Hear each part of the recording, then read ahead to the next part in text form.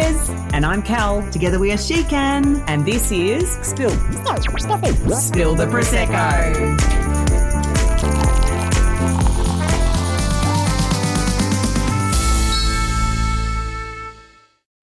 Welcome back. Episode 5. Amazing. Here we I'm go. having the best day. So good. So much fun. I popped this top on out the back in the dressing room. It's the pizza pasta prosecco one. It's one of my favourites. I had that on in episode 4. Yeah. I love it. And interesting, my cousin in Italy sent us a message to the SheKan page when he'd seen us wearing this one. Oh, did he? And he said, I can't believe it's spelt the way we spell it in Italy. Like he actually said, I can read it. Like it's pizza, pasta, prosecco. Like exactly how we would spell it. I'm like, it's amazing. I'm like, love it. I'm bringing it to Europe with me. But yeah. Amazing. So the main pour. Let's do it. Okay, so episode 5 Strap in, people. is all around the first event back after the relaunch. So the first event of SheKan 2.0. And as you would know, if you've listened to the previous episodes, our 2-day event was always called the 2-day escape. Yep. We relaunched SheKan with the same logo, the same photos, everything was the same. However, for some reason we thought, let's rename the 2-day escape and make it a little bit different. And so we called it Her Essence Start. Yep. Now, background to why it was called Her Essence Start. So we had a element in our events called Her Essence, and it was a beautiful image of a woman, and it was something that we got the women to reflect on, maybe how they spoke to themselves, elements in themselves that they perhaps didn't like. And it was a whole journey throughout our event. It was really, really impactful. So impactful, actually, that one of our beautiful team members got a tattoo on her back of that exact image. Yeah, amazing. Yeah. And so Her Essence became a really valuable part of our events. And so what we did is we called Her Essence Start was our 2-day, and then Her Essence Summit was going to be the 4-day. Yeah. That's about the 2 changes we made when we relaunched. Yeah, SheKan. we did. We had some ideas around how we could, I guess, bring things out of people and get people, to do stuff. I know there was like the journaling and there was all these things that we did, and we were like, this feels great. Like we were so happy. Yet, as we had alluded to before, we were a little bit rusty, and it wasn't that great. And I think you always get the event that you need, and we've always been really strong in right women, right room.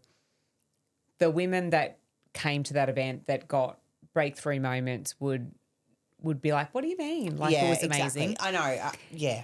However, what we quickly uncovered at that event was we had evolved so much from making the decision to stop SheKan over 3 years prior to this event happening. Life had lifed. I'd moved to the Gold Coast.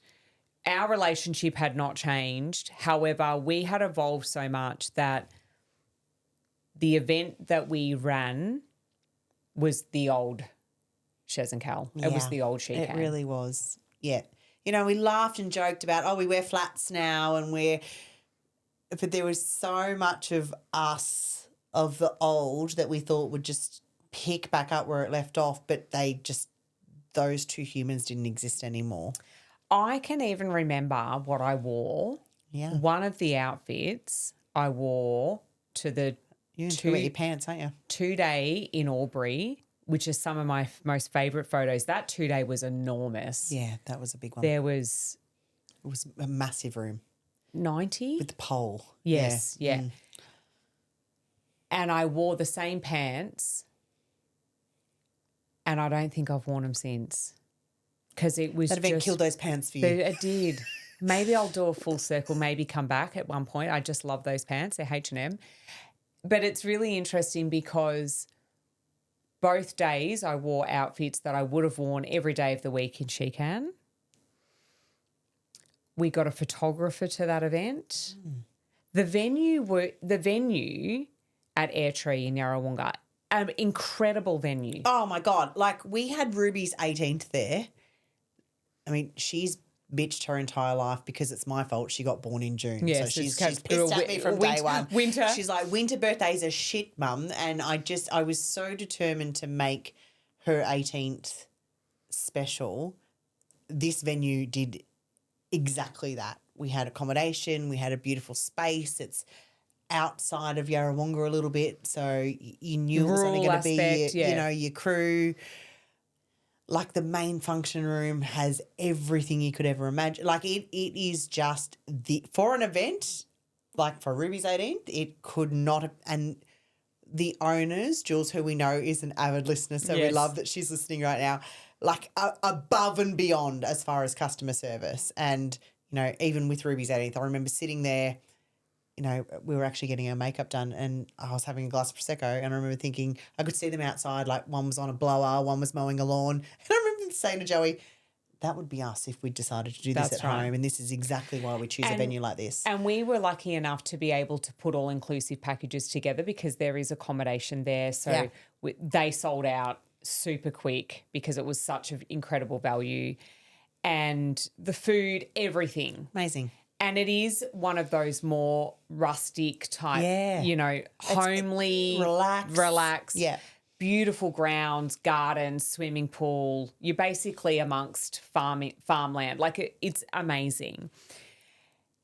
However, we came away from that weekend after having a professional photographer come and capture photos. We had a videographer come and capture behind the scenes. Because this was the relaunch, baby. We hadn't had professional photos done. Yep. I'd clearly, obviously, no hair. Like, there'd been a huge evolution, huge change. However, something just didn't feel quite right. Like, even the content, whilst was different and we thought was really impactful, didn't land. Still had this element of old SheKan. Like, trying to take what we used to do and make it current, but it didn't quite land. It didn't quite land for us. Which what we know is then that means it just ripple effects and doesn't land for the room.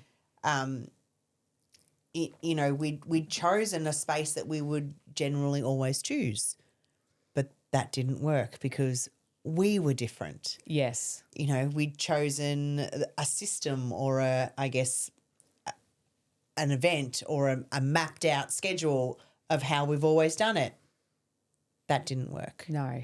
We'd booked a professional photographer who is a genius in her own right and has produced some of the most exquisite photos I've ever seen, including both my girls' Deb photos.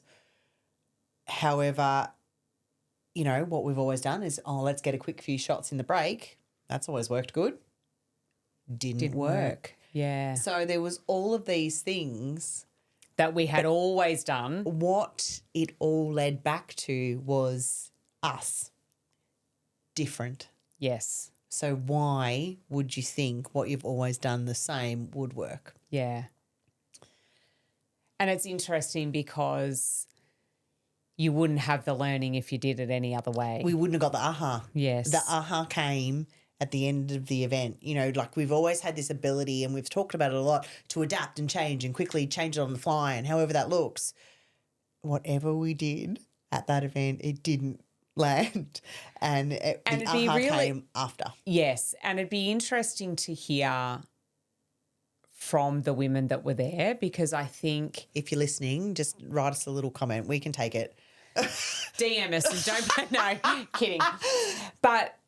it was a huge realisation for us, and I still don't believe that the event was terrible. No. I can't. We had so many fun things at that event. However, there was just such a level of expectation from us that we were wanting to step back into that. Well, you know what it Wasn't is. there. Anytime you've got a lead up or a build up to something, you hear about it. People talk about it. Yeah. You know, I've got this event coming up. I've got this thing coming up. I've got this wedding coming up. I've got this birthday coming up. You know, there's always a build up. There's always an excitement. You're talking about it. We're talking about the glory days. We're, you know, all the fun things. We're so hyped up. You know, there's lots of momentum. And then expectation versus reality feels very different. Yes. Yeah. One of the great things that we did at that event was the cold dip, though. Let's just talk about that for a second. September 2024, I'm living on the Gold Coast now for 3 years. Yeah. And I was all for the cold dip. I did 30 days straight of cold dipping up here. I think it was in June. And I don't do cold water, is what I have always said. No, don't swim unless it's 40 degrees. I swim a lot in Bali. I swim all the time in Bali, and I swim a lot now. However, that was my story. And I decided when we were in Bali, because we always took home what are we going to do? What are we going to implement when we go home? And I decided I was going to start cold dipping. Yes. And so I did 30 days straight. My big thing was like get to 5 minutes. And so I was like, let's do a cold dip at Her Essence Start at the first 2 day, and they have a pool there, and, you know, this will be great. And I can remember waking up on the Sunday morning and I was like, fuck me, it's 3 degrees. Absolutely fucking not. Like I think there was a frost. I was fully into it though. I'd been doing it for a little while, so I actually I loved it, and I was exactly the same as Kel. I'm like, it's 42, I'm not getting in the water yet. Yeah. Like, it's not a chance. So anyway, obviously we'd committed. It wasn't compulsory. You stood at the window and you were like, Oh no, I just think this is dumb. I just don't think we should do I it. was You were just like, what is the go with this weather? Like, anyway, it was such an incredible experience. And because I'd done it before, I knew what to expect, but many of the women had never done it. And it was like this real bustling energy, like everyone met out by the pool and they've all got their bathers on, they've got their towels and warm clothes, and there's like, blah, blah, blah, blah, Psyching like yourself up. You know, like it was high energy. We'd set up a camera to film it, and we were timing it. We were going for 5 minutes. That was the goal. And we discussed that, you know, the main goal is to get yourself to at least, you know, get the base of your neck submerged into the water. That was the main goal. But we also understand if waste is it for you, do waste. Totally fine. And so the objective was just to put people outside of their comfort zone and to see kind of how people would respond. And there was just such a hive of activity. And then it was like people would be putting their toe, yeah, like there was all of this. And then I was like, the goal is to go inward. Like the goal is to just refocus on yourself, to control your breathing. Like, and then there was just deathly silent. If you rewatch the video, all you can hear, like, so you can see all of our clients in the background of the pool of this video. So Kel had a video going, I had a timer going, and Kel and I are at the edge of the pool submersed, and then we're literally like, everyone's doing great, you're doing really well, just remember to breathe. 1 minute, 2 minutes, you know, we started, but if you watch the video back, and it's probably one of the most powerful but yet hilarious videos of all time, it's like the scene in Titanic where they all land in the freezing cold ocean, then they all die.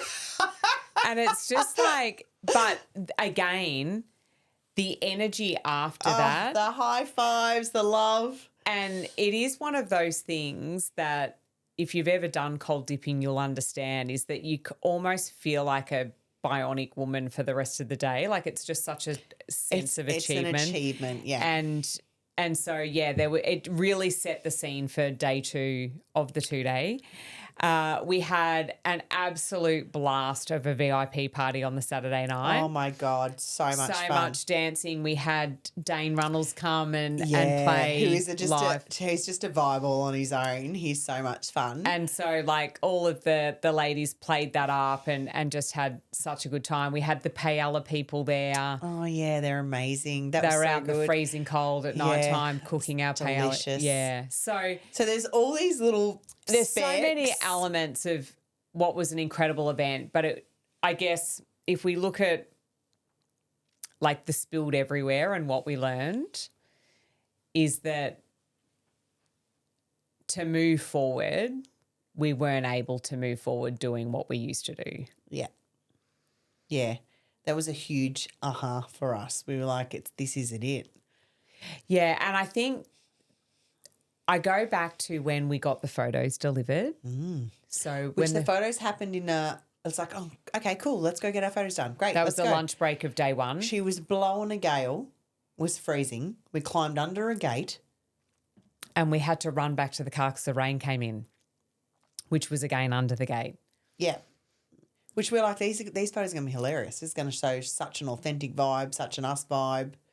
You know, every time we've already dressed up and got photos, it's like, oh, that looked great. That worked really well. And it was happening so quick because the weather was not great. And I'll never forget being at home back on the Gold Coast and we got the photo files and opening them up, and the first photo I saw, I was just like, oh no, it's not it. And full responsibility, absolutely not the photographer. No. What was blaringly obvious to me was we're not Shez and Cal in a rural paddock anymore. We were on the wrong side. I was on the wrong side of you. And if you don't know, Shez and I have sides. This is something I've really noticed. I walk with Squidgy every morning. I have to be on the right-hand side of people. It's really weird. And it works actually well because he's partially deaf in his left ear from water skiing and bursting his eardrum. And it was just like, these are not it. No. And I think what we were honestly looking for at that time was new photos to use with our existing branding. And none of it matched. None of it went together. And full responsibility on us. It's not the venue. It's not the photographer. It was that we just weren't clear on what it is that we wanted and needed. Yeah. They're not mind readers. They don't know what we're asking for. We've had no previous discussion. We're just hoping for happy snaps and see how we go. Wasn't it? But it was so funny both getting those photos and opening up those files and being like, oh my God, this is not what we wanted. Like, and there was, and I will say there was an element for me like, oh, this is Shez's friend. Like, how do I say to Shez, yeah, oh, just not it. But it's just not it. So you can't make it when it's not it. And I don't even know how we broached the subject, but I know for a fact I said it's not it. I know I said it first and you were like, oh, thank God. I think I said to you, oh, what do you think? Yeah. And you were like, oh, it's not it. And I was like, oh, good, because I was like thinking if you thought it was it, I'm like, yeah, that's going to be hard. I'll give us that. We've always been the truth serum in that space. We've always been like, yes, no. And I guess we get to talk about it in our next episode about our rebrand, but we never ever, from that day, we've never ever opened photos without each other being together. Or even looking at our new symbol being launched. We've always done it together, and it has to be what's your honest reaction in the moment, because we'll take it from there after that. So, yes. There was learning everywhere. We really learnt that. Well, I learnt that originally with Stepha, and that's what we're going to talk about in episode 6 when I did my rebrand, and then we used the same people. And she was the person that would send a YouTube video of her saying, don't open your photos, don't open it in the Coles car park and quickly have a bit of a glance. Like, make it a ceremony to sit and be ready. And that's what we did at the Bendigo 2 Day. Yeah. which we'll talk about next episode. But it was just really that was the event that changed so much for what SheKan is today. You bet. And again, It's the learning perfect. is it's always perfect because we needed that to get to where we are. Yeah. And it was just not it. It was just not it. It really was. Any other learning? I love paella. That was a learning. Oh yeah, I love paella too. We've actually used them again since. They are Yeah. one stellar company. They are so good. But yeah, I just think the learning is acknowledge, be honest, adapt, move on. Yeah. Yeah. And just don't let things like that stop you, but be okay that you can change your mind. Yeah, if it didn't happen, we wouldn't have this episode. That's right. So Yeah. And we wouldn't have got to where we needed to get to. no. Yeah. That's amazing. That's what I think is kind of magic. Okay. What are we? The spill. Oh yeah. Guilty pleasures. Where you want to go with this one? Trends you'd swore you'd never do.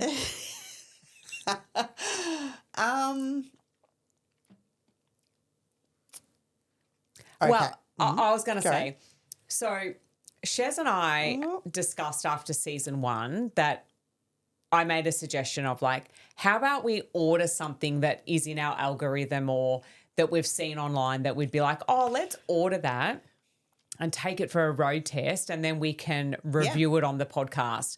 Clearly not sponsored because we're buying it for ourselves. And so Shez ordered 2 things. Yeah. And I ordered a thing and none of it arrived. So you're going to have to wait for season 3 for our... But we're also really open. If you've got a product that you'd like us to test drive, Or a recipe or something. let us know because we're totally into that. We love that. I half want to say what I've got coming, but I'm going to just save it because Yeah. I think this would be something quite interesting for a lot of women in their 40s. Yeah, cool. But I bought it and it got shipped out of Brisbane and it's ended up in Wodonga. I could And I live on the Gold way. Coast. And it's now got incorrectly sorted. So I was like, I you guess think? maybe a guilty pleasure and it's a current obsession. I love watching anyone that's willing to cook on socials. I'm always... Oh, man, I've done cooking for years. What do you mean? I just love watching the cooking things, you know, like I love them. I've got 2 favourites. They've got lots of followers. They're just...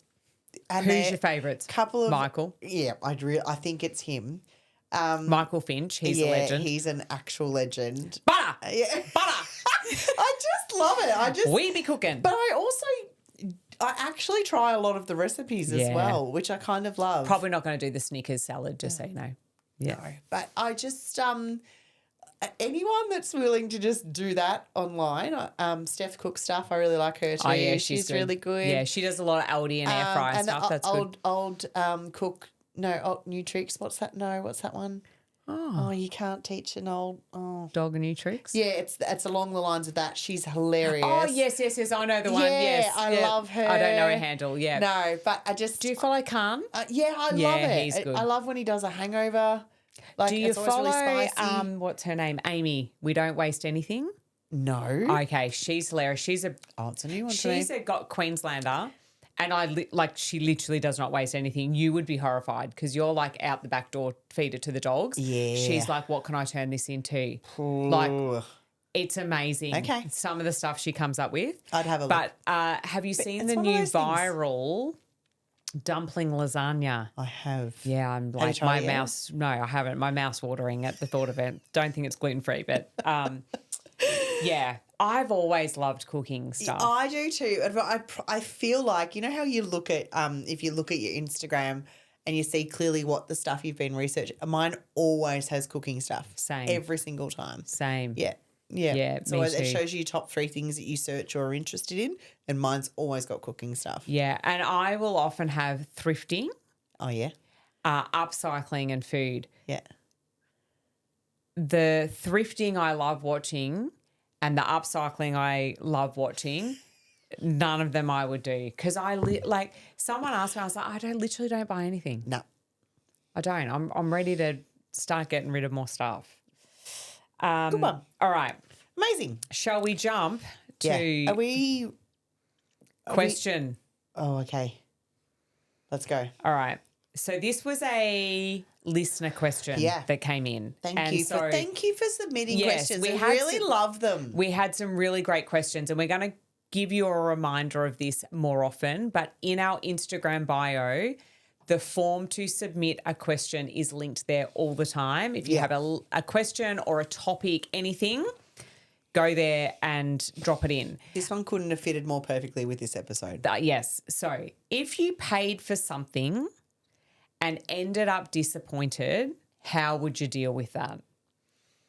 And I guess we put this question to this episode because we talked a lot about recognizing that obviously our photos that we paid for weren't it, that the venue essentially, whilst absolutely incredible, was not the right fit for what we wanted to now do.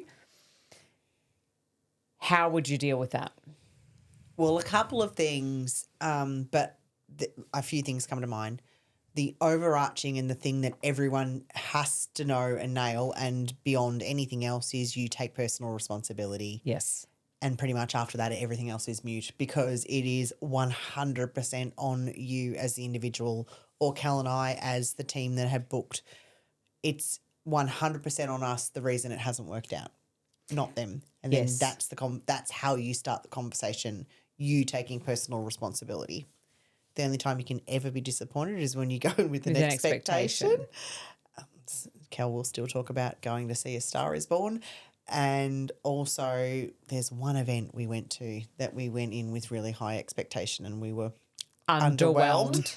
But again, it's taking personal responsibility for this for that whole space. And it's interesting when you talk about personal responsibility, because in the experience that we just shared around Her Essence Start and that very first new 2-day after the relaunch, that was absolutely on us because we gave no brief, no context. Was literally like, oh, we'll go out here and snap some photos and hope for the best. And we didn't know what we were looking for. We were just hoping that we'd capture some good photos that could be our new profile pic and pop it on the website and all of the things. There has been times, though, in our business journey where we have been clear and the brief has been laid out and the job has not been delivered to expectation, rightly so. However, there is a sense of, if you still take personal responsibility, you still take control back of the situation. Absolutely. And you can still then move forward from a point of you've done the wrong thing. And so this is the decision we're making from that. And I guess we go back to years and years and years ago when we had people doing our Facebook ads and our landing pages. And I still got the photos. We had invested significant amount of money, and we had 3 different images of men smoking on our landing pages for a women's only event. Like, that is just poor business. Like, there's no way, I don't care how much responsibility we take, that's just poor communication from that business perspective. But by us saying, well, we'll take responsibility for the fact that we now need to deal with it, not that it's, the brief's pretty clear. We run women's events. We don't need a man smoking on our landing page. But yeah, I think if you've paid for something, you're disappointed, I would be reflecting on, were my instructions and my expectations clear? Did I give all of the information that was required for that to be delivered in a way? And then it's like you have the conversation. Yeah. And don't have the conversation from you didn't deliver. It's a blame situation. It's like, well, this is the outcome. What's the solution going to be moving forward? Yeah, exactly. And expectation is a really big thing. I think it's like that, the event that we went to that we were speaking about being underwhelmed. We had been told how amazing many times. amazing this person was, and that we would love it and we would get so much from it. So we were so excited to go. Like we could not wait. And underwhelmed is just the perfect word, because, you know, we've spoken about this before when we're in events and we go to things. We are always the best students in the room. We play at 100% because that's what we ask of our audiences.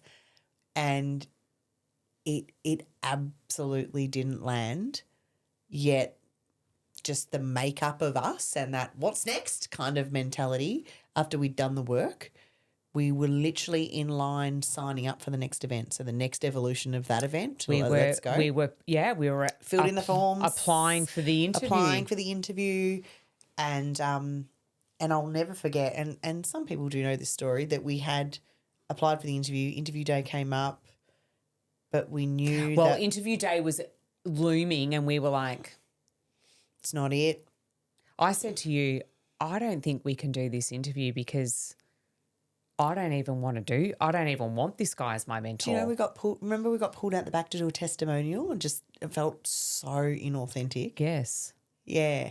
And I mean, we approached that conversation with the sales team, essentially, one of the head sales guy, and we literally just said, you know, our highest values are integrity and honesty, and we're not being honest in that even if we got accepted, we wouldn't move forward. Yeah. And so he was just like, okay. What do I say? You know, there's no sales pitch that you can. When you are employed as a salesperson, you are programmed to combat any objection. That's your role. When you're in sales, your role is to counter objections. This poor guy just, you know, I mean, mind you, we were sweating bullets. We felt, you know. And but it was a genuine, there was no connection. We wouldn't invest that amount of money. And so, like, it is what it is. Like, we feel out of integrity taking someone's time to have the interview because we wouldn't move forward anyway. Yeah. And so, I mean, what on earth can you say to that? Yeah. But I think getting back to the question, if you've paid for something, you're disappointed, take responsibility, reflect on, you know, were my instructions clear? Were my expectations clear? Did I give, you know, clear instructions? And then have the conversation. Yeah. And again, if you have been clear, great. Start with this. This is on me. I thought I'd been clear. Potentially I wasn't. So I'll take responsibility for that. If you haven't been clear, this is on me. I wasn't clear. I'll take responsibility for that. But also, if you feel like you were clear, if there was a contract in place, there was clear instructions, expectations, all of the things, then you still have to have the conversation because you've landed at an outcome that is not where you want to be. Yeah. So then you need a solution to that outcome. Yeah. I've never ended up in an argument from taking personal responsibility. No. I could argue with people that are unwilling to take personal responsibility for themselves, but it is just the most beautiful way to and can I just say something? It's a dying skill. Oh my God.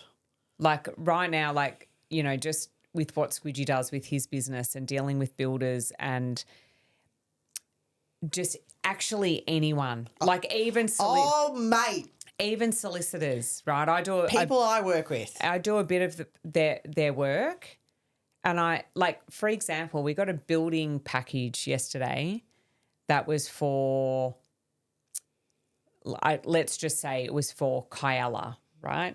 So it was a package, and they do a suburb profile, and they do so the detail at the back end of the package was on Wonthaggi. So no one had checked it. Sent it, emailed it. I'm just like, what the fuck? Like, and that's like one minuscule. I'll get rental appraisals for a package, and I'm like, it's not the right property. They've done a rental appraisal on a different property in a different fucking suburb. Yeah.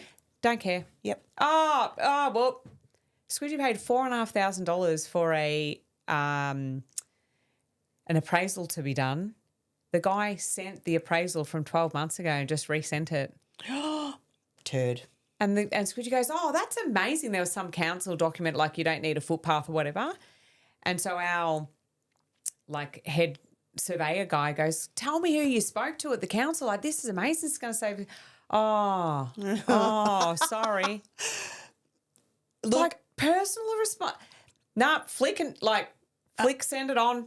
Oh, and then just apologise. and I think you're right. It is a dying skill. Oh my Because I gosh, it even look at like frustrates when my the girls fuck out of fuck me. up, like if the girls stuff up, and I'll give credit. Mies is an absolute master at being like, my bad, my fuck up. I'll own it. 100% on me.